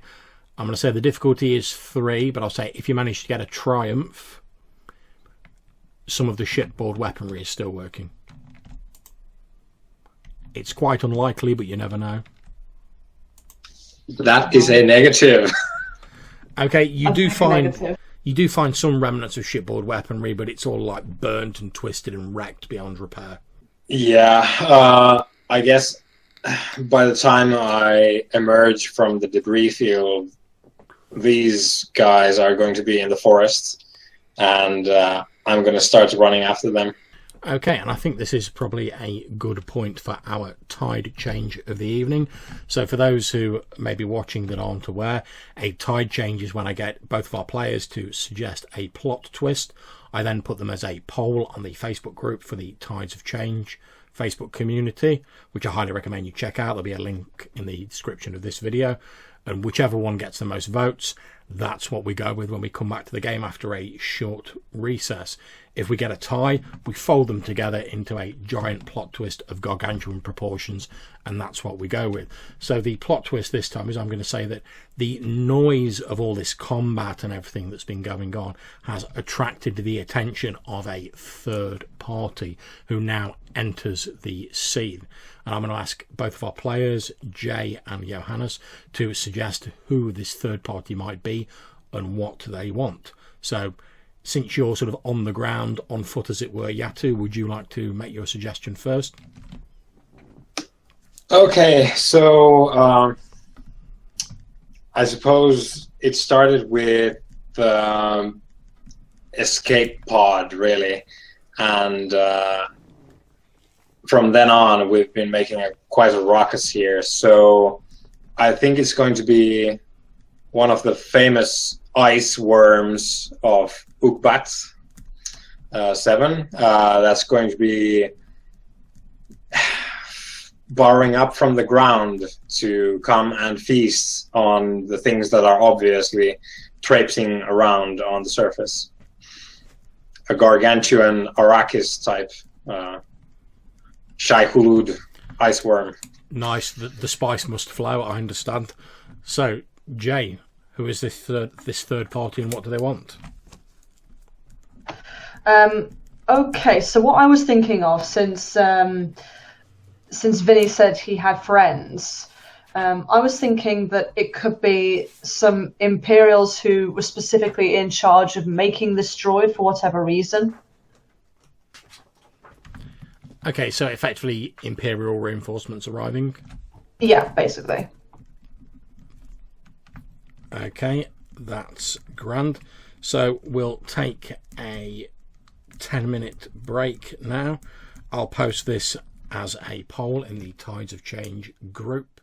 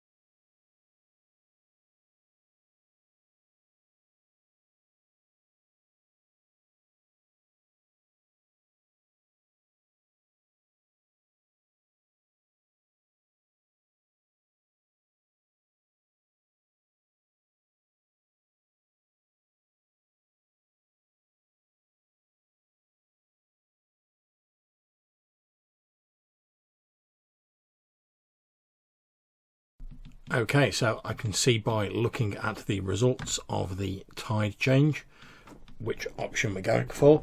So as YAATU, as you're stood there and you're sort of running towards the trees, you can see the Night Dragon just ahead of these two Weequay fighters that are zooming after it. I've put a simple display up on the Roll20 for us all to see. As you're running towards the trees, you feel this like, and this like almost rumble, this deep sort of rumble moves through the ground. It feels a little bit like the afterquake of an earthquake or something similar. It nearly throws you off your feet, but you manage to remain standing up. Okay, so my pursuit is kind of short-lived because I stop and probably hang on to like a broken, I guess, tree from where the Night Dragon blasted into the forest. Just hanging on to like a felled tree's branches as the ground rumbles. Okay, you grab hold of these tree branches to steady yourself, and the ground about 20 meters to the right of you suddenly erupts upwards, and this huge, pallid, leprous looking worm creature with these snapping mandibles. It looks almost like a giant maggot, but with these sharp, sort of thorny looking pincers on the head of it, you presume, since it doesn't have any eyes, bursts up out of the ground, and it appears to be sort of like reaching upwards towards where these three vessels are heading. You can see that the sort of mouth of this creature would almost be big enough to sort of like engulf the back of the Night Dragon. This thing is absolutely huge. If any of you have any Outer Rim knowledge, you can make a roll to see if you know anything about these creatures. Yeah, I've got a little. Okay, it's difficulty 3. You know that with your roll that these ice worms, they're extremely sensitive to heat and motion. That is how they track their prey. And you know that these things are extremely vicious. They can grow to huge gargantuan proportions to the point where they can even like threaten ships. And this one you're picking up on your sensors now, sort of like bursting up towards your vessel, and the two behind you is like one of the biggest you've ever seen. Okay. Right, and obviously it's one of these massive sort of dune-like worms with the big teeth, and they can dig through the snow and what have you. Yep. Okay, in that case, I'm going to insist that my fellow pilot goes full throttle into the trees. And I say to her, at the right time, you're going to pull up. Pull straight up. You hear the pilot's voice on the intercom. She says, I'll do the best I can, but I'm having a little trouble with the port side thrusters. I think that last shot must have dinged it. Okay, at this point, I'm more concerned about outmaneuvering them rather than shooting them. I'm hoping that they'll just get caught up in the trees. So I'm going to head over as well and try and either patch things up or just help her stabilize the port side. Okay, so I'm going to ask you to make the piloting roll for the pilot. Cool. Okay, so it's going to be a roll of 3 green and 1 yellow. The difficulty is 3. There is 1 setback due to like having to move around the trees, but also 1 blue boost because you're assisting. So 3 green, 1 yellow, 1 boost, 1 setback, and 3 purple. Brilliant. Okay, 2 successes. So with some quite considerable skill and your aid, to the point where you've actually got to conceive that like this woman's a pretty damn good pilot, begins to, despite the faulty port side thruster, which is like venting a small amount of plasma, manages to start threading the Night Dragon around these trees. There's a few moments where you skim the top of a tree, or you catch the side of one, and you hear like a clunk, clunk, as some like minor bit of metalwork is torn off the hull of the Night Dragon, but you largely thread through them unscathed. I'm now going to make the same roll for the Weequay pilots. Obviously, they won't get the boost, though.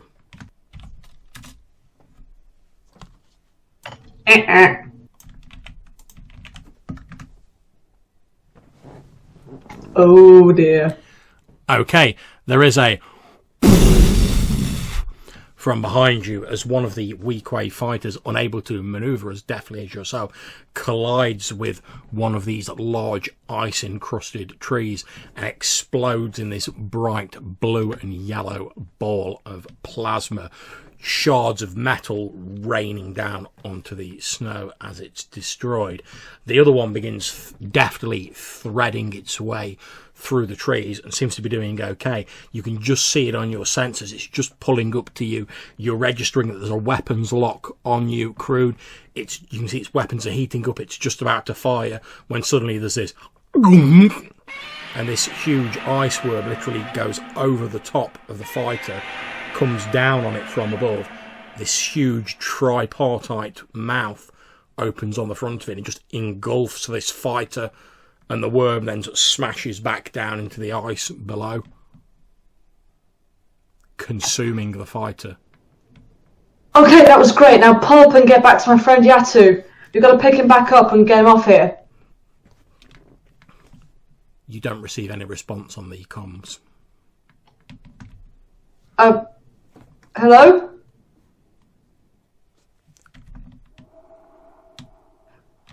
Okay, at that I'm going to rush to the cockpit as fast as I can. Okay, not a problem. You start rushing to the cockpit. Make me an athletics roll, difficulty 3. Okay, you rush hell for leather into the cockpit of the Night Dragon. You can see that obviously with the exertions having to like pull back on the controls and everything, one of the wounds that the pilot had sustained has like reopened, and you can see there's like a large trickle of blood running down her side, and she's passed out looking quite pale from the blood loss. You sort of like, you see this, and then you look up and you can see one of these giant trees getting closer and closer as the Night Dragon's like hurtling straight towards it. Yeah. I shout, shit! And I grab the joystick and just pull in order to get us to really like lurch completely vertical and just pull straight up if I can. Okay, make me a piloting space roll. The difficulty is 3. Definitely pilot, or is it planetary? It'll be piloting space because it's a space vehicle. Fair enough.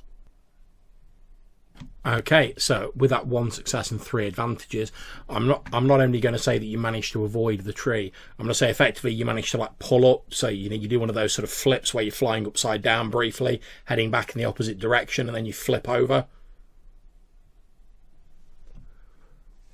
Nice. So as you hurtle away from this tree heading the opposite direction, you spin round so you're upright, even managing to like reach across with one hand and like strap the unconscious pilot into the seat so she's not like bouncing around the cockpit as you do this. You wrench hard on the controls and soon you're hurtling back over the snow towards where you left YAATU. So, speaking of YAATU, whilst all this has been going on, there's been explosions, giant worms eating ships, etc. What's YAATU been doing? I imagine once the ice worm engulfs one of the fighters, it goes back down and causes a minor earth or ice quake, I guess, Indeed. As it hits the ground, it basically, with these terribly sharp, almost like razor-sharp mandibles, it effectively burrows very quickly into the ground, leaving like this massive tunnel heading down at a steep angle into the icy surface of this frozen world. And I guess it probably causes a lot of... well, I think because... yeah, so probably the ground literally just breaks, and I'm in there somewhere, probably hanging from a ledge, maybe even on like the edge of this massive hole that the worm disappeared into. Love it. Okay, so Crude, as you're flying back across this icy landscape, sort of like pretty much going at full speed now, you obviously got your sensors on. You're picking up this like massive hole. I mean, it's almost big enough that you could fly the Night Dragon like through this hole. That's how big this worm is that's made this burrow. As you're heading across it, you sort of almost like, as an afterthought, run your scanner across it just to make sure this thing's not coming back up. And as you do, you're picking up a single life form sort of clutching on to the very edge of this hole, sort of hanging over it. It's a Miralanan life form. Okay. In that case, I get on my comms and I say to Yatu, where are you? Where the fuck are you, man? Okay, so Yatu, as you're sort of hanging on for grim life on the edge of this huge hole that's opened in the wake of this worm's passing, your sort of comlink in your ear hisses and you hear Crude's panicked voice shouting to you. Crude! I thought you were dead! Well, I'm not, obviously. Now, where the fuck are you? I need to pick you up. I've got an injured pilot here as well. I don't know what to do. There's too much going on. I can't multitask. With ships, maybe. I'm in some trouble, Crude. I don't think I can make it. Yeah, but where? Give me an idea of where. Where's your location? I guess I momentarily let go with one of my hands and reach down to the blaster rifle and just pull the trigger once. Okay, so as you're sort of just about to like fly over this huge burrowed hole, Crude, you suddenly see this like poof, poof, poof, of this like stream of like blaster fire coming straight up from the hole, like a sort of signal flare. Okay, thanks. Now, is it possible? Would the YT be able to perch on some kind of ledge in there, or would it be a case of I have to go down there myself without the ship? You could try and hover over it. That's certainly possible. You could try and sort of perch it on the edge, but you've no idea how stable this ground is, given that something's recently burrowed through it. It's possible, but it would be quite risky. Yeah, fair enough, because of the weight. Okay, in that case, I'm going to slowly lower the ship down and just hover it and open up the main entrance drawbridge. Okay, so Yatu, you hear the of the thrusters of the Night Dragon as it sort of hovers over your position. Then there's a as the entrance ramp descends down. It's just a little bit sort of out of your reach.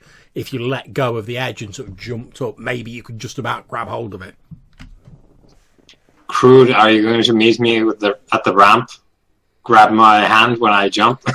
Because can I do that, or would I have to keep my hands on the vehicle? Effectively, you could set the autopilot to keep it hovering there, which will be fine as long as like nothing else happens whilst you're down there. Because if like another ship appears and decides to take a pop at you, you'll just be sat there whilst it comes and gets you. But you can feasibly do it. But oh, for fuck's sake, John. Okay, fine, I'm gonna do it. You know it makes sense. Yep, autopilot and then sprint across again to the ramp and dramatically reach out with my hands. Okay, so Crude runs down, sets the autopilot, runs down to the exit ramp. You're sort of you've secured yourself, obviously, Crude, and you're sort of like lying on the exit ramp with your hand sort of outstretched. Okay, YAATU, you can see sort of Crude's hand, like I say, just like maybe 20 centimeters just out of your grasp. Like I say, you can probably jump and grab hold of his hand.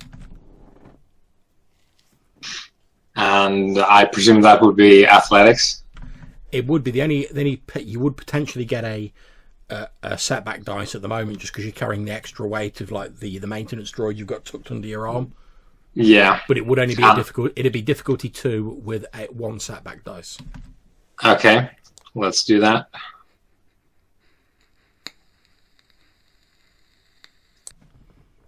Okay, good. Okay, so it's 1 success and 1 threat.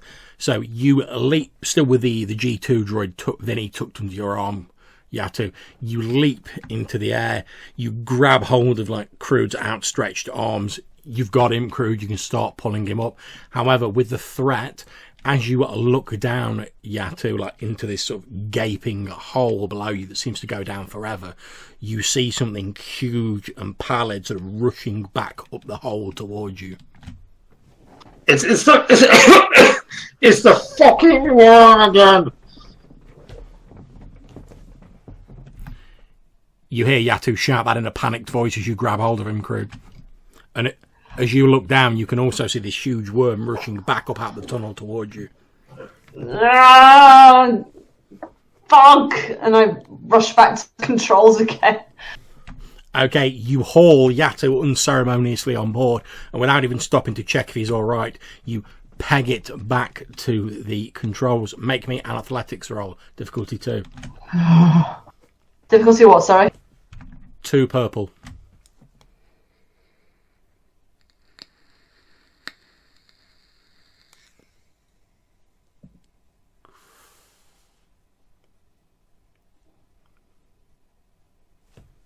Great. Nope. Okay, you get into the cockpit, Crude. You grab hold of the control column, wrench it backwards, tilting your ship up, and you start heading upwards away from this thing. However, suddenly there's a and your ship sort of stops moving, almost like, you know, when a car stalls. YAATU, as the ship sort of like tilts downwards, you've basically grabbed hold of something in the cargo compartment to steady yourself, and as you look down to where the exit ramp is below you, you can see that this huge frost worm has clamped its jaws onto the edge of the exit ramp, and it's like holding onto it, and its vast weight is sort of stopping the ship from taking off.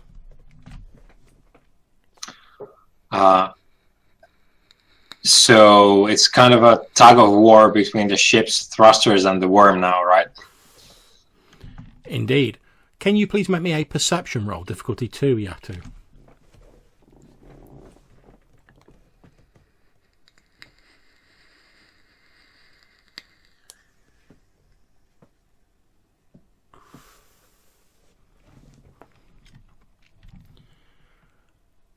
Okay, as you're looking down at this thing, you hear an ominous creaking sound from the exit ramp.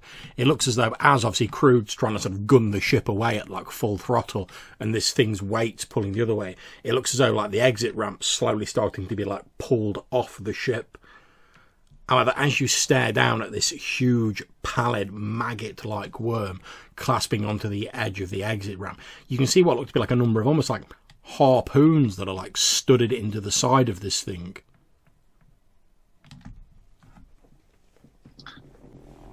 YAATU, what are you doing? Get on the gunnery! Oh, right.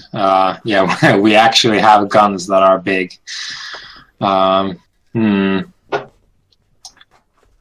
Yeah, I'm kind of tempted to just drop and grab one of the harpoons and just start riding the worm. Right, Moadib, calm down. Yeah. Yeah, you rarely get to do that. Yeah, I think I'm going to go to the gunnery. That's not a problem. You can enter the gunnery. As you're looking down, you can, like I say, see these harpoons. It's obvious something or someone before has attempted to like hunt this creature, and they've like stabbed harpoons into it. There's like loads of them like sticking out of this thing, almost like quills. Yeah, which is why I'm kind of doubtful as I'm going to the gunnery seat. Okay, you run to the gun turret. What are you going to do?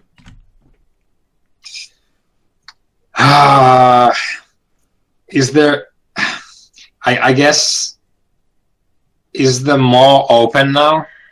Or... The maw is still clamped onto the exit ramp, which it's basically slowly ripping off the night dragon. Now, you obviously know that if it does get ripped off, that's going to be a bit of a problem, because if you can't seal that when you go into space... Yeah.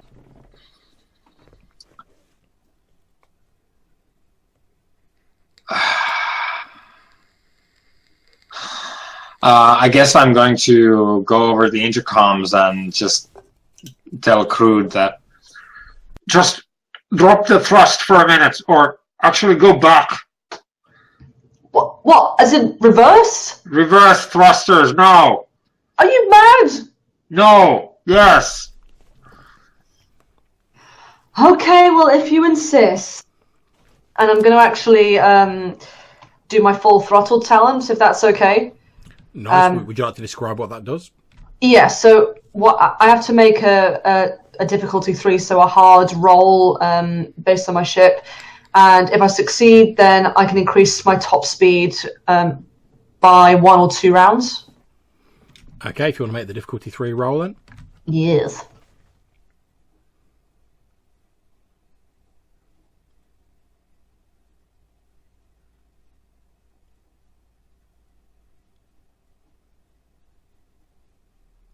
Oh, yeah. Nicely done. You're squeezing every ounce of speed out of this thing. What are you going to do? Yeah, so I'm going to reverse. I have no idea why, but he said he's not mad, sort of, yes. Okay, so YAATU, as you're climbing into the turret, you've got everything good to go.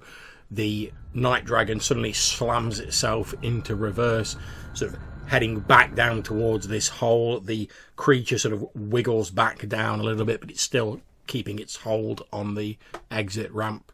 What are you doing, YAATU? My whole idea being that if we're pushing down, at some point it's going to start to realign its jaws, and when it does, to like maintain a hold or even grab a bigger hold. When it does, I want to shoot it in the mouth. Okay, so I'm going to say, because you're effectively aiming your weapon, you'll get a boost when you do make your shooting roll. You watch carefully with your guns trained on this creature as the night dragon moves in reverse with the creature still attached, getting closer and closer to this hole. Then suddenly you see its razor-like mandibles open up, obviously trying to grab a firmer purchase on the exit ramp, and for just a few moments you're staring down into the open, vacuous maw of this huge beast. And then I pull the trigger. Okay, make your gunnery roll. It's difficulty 2, and you get a blue boost dice. Come on, man. No! Okay, Well, so you fire your shots, but they ricochet off the creature's sort of armoured exterior, one of them clipping its mandibles. It starts to grab a firmer purchase on the exit ramp. It's not quite grabbed it yet. However, if you wanted to, you could use those advantages to like give a boost to Crude if Crude wanted to do something to try and dislodge it. Yeah, I guess that's like the other side of the coin. Like when it realigns itself, maybe Crude can just go on full thrust again or something. yeah, that would be my plan B. So I would change gears, shall we say, and head back forward as soon as I can feel a shift in the grip, and hopefully I'll slip between its jaws.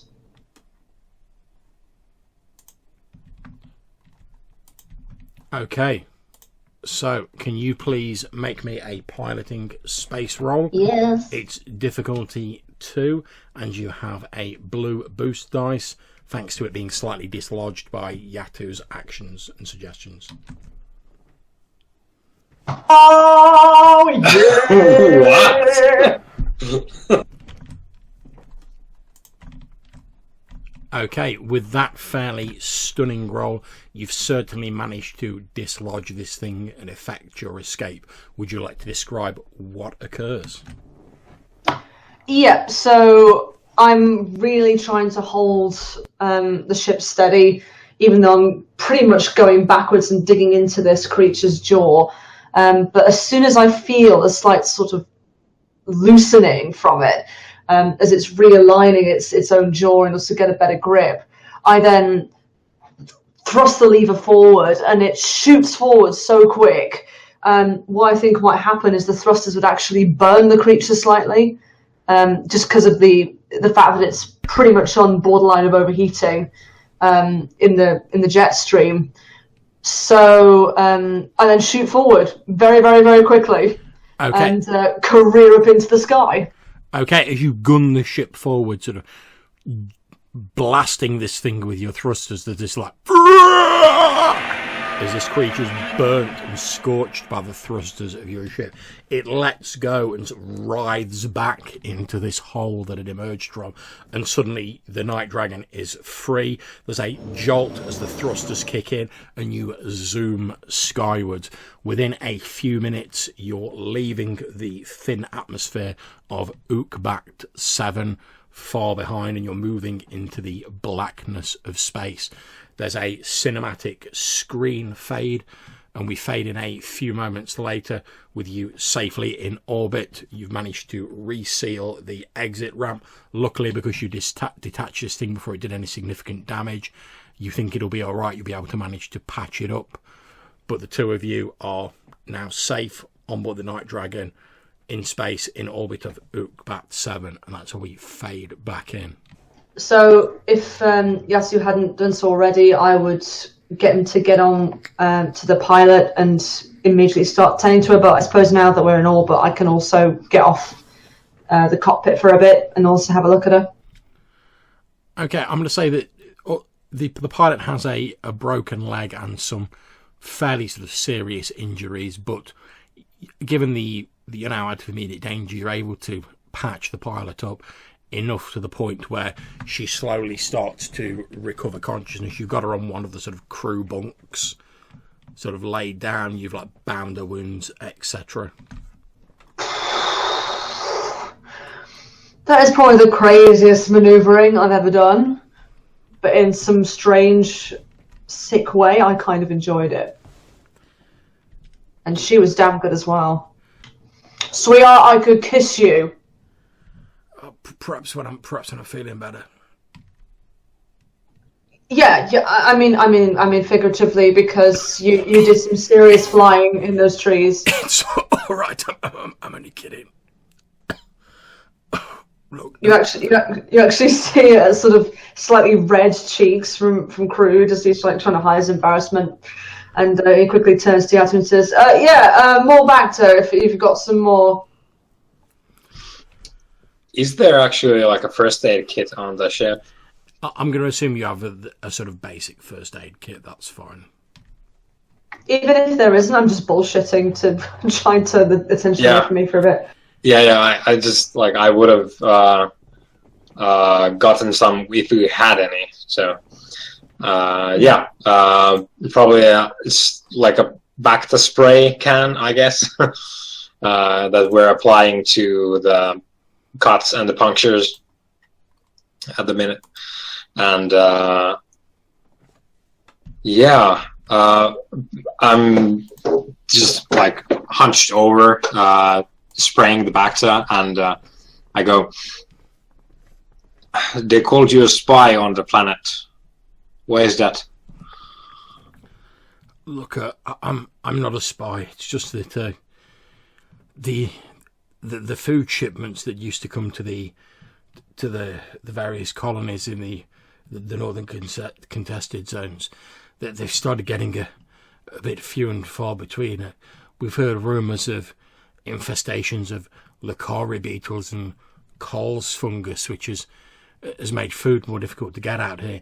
The only people who seem to have food are the Hutt cartels, and they're taking the opportunity to sell it for vastly inflated prices. There's people starving because they can't afford to pay those ridiculous prices. We decided we were going to try and raid one of their shipments to give the food to the people who need it, but we underestimated how well protected it was. We were attacked by those fighters, and the Hutt freighter jumped to hyperspace. It must have just been shortly before I ejected, probably just before you arrived in the system, since I didn't read you on my sensors before I ejected. We were just trying to get food for the people who need it. I'm no spy. How do the Hutts want you so badly then? Do they desperately need food as well? No, of course not. They've got all the food they need, but they want to protect their own supplies, and it's the way the Hutts work. We tried to steal some of their food supplies, and they wanted to make an example of us to discourage anyone else from attempting the same thing. Well, they're gone for now. I don't really want to worry about them coming after us at the moment. I kind of need a bit of a holiday. So does the ship. Oh yeah, she needs repairs. Well, there are some of my people on OOKBAT VI. If you can get us there. Normally the cartels don't send their vessels into this system, but recently we've picked up a lot of their vessels heading to and from OOKBAT VII. That's why another one of the reasons we wanted to head there. We're not sure what they're up to on that world, but knowing the Hutt cartels, it can't be good, whatever it is. I suppose we will find out.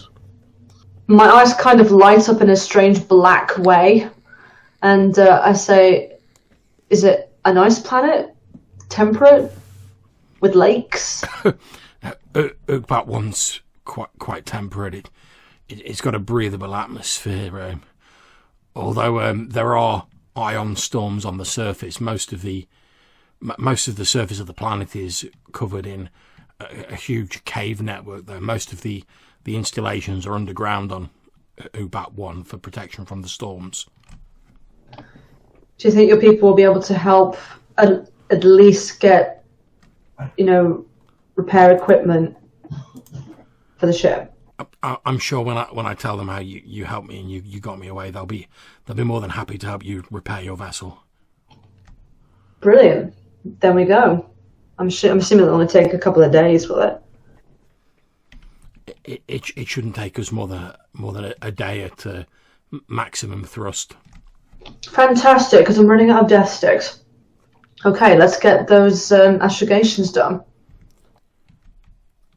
Right. I'm not going to make you make a roll for that, YAATU, because you're not going through hyperspace, you're just travelling into system, so you can easily make the coordinates to get yourself there. As you're sort of making those coordinates, YAATU and Crude, you're talking to YAATU. The pilot says, "Have either of you considered signing on? We could do with a good pilot," she says, and looks at you, Crude. You haven't really said who your people are. She smiles slightly and says, "I'm with the Alliance to restore the Republic." Oh, I see. I kind of agree with it, but at the same time, it's not really my thing. I still want to live my life before doing something serious like that. I entirely understand, says the pilot, but with this sector's being crushed between the Empire and the cartels, if they're allowed to continue their conflict, there won't be anything left but ashes and embers for for anyone to do their own thing with. There'll be nothing left for people to make of their lives if something isn't done about it.